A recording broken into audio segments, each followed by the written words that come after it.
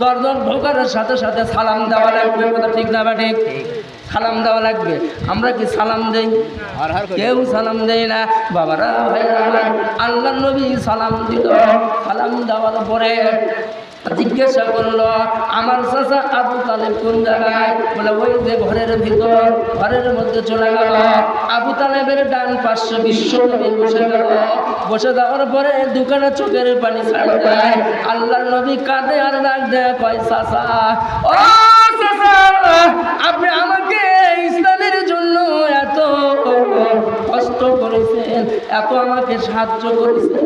চাচা, এখন আপনি চলে যাবেন, দুনিয়া ছেড়ে বিদায় নিয়ে যাবেন। কাল কিয়ামতের দিন আমি নবী মুহাম্মদ লক্ষ লক্ষ মানুষকে সুপারিশ করে জান্নাতে নিয়ে যাব।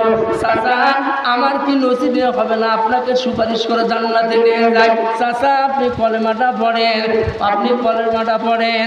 আবু তালেব ডাক দেয়া বলছে, রে ভাতিজা, আমি যদি মৃত্যুবরণ হয়ে যাই তবু স্বীকার, বাপ দাদার ধর্ম আমি কোনোদিন ত্যাগ করতে পারবো না।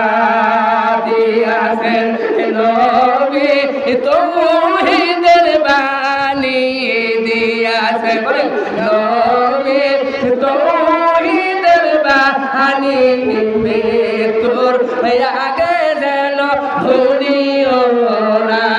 আইরে দিয়াছেন আমি তৌহিদের বাণী, মৃত্যুর আগে যেন ভুলিও না। আইরে আবার কবরে যাইয়া নবী মায়ের শুনে দেখা হইল না।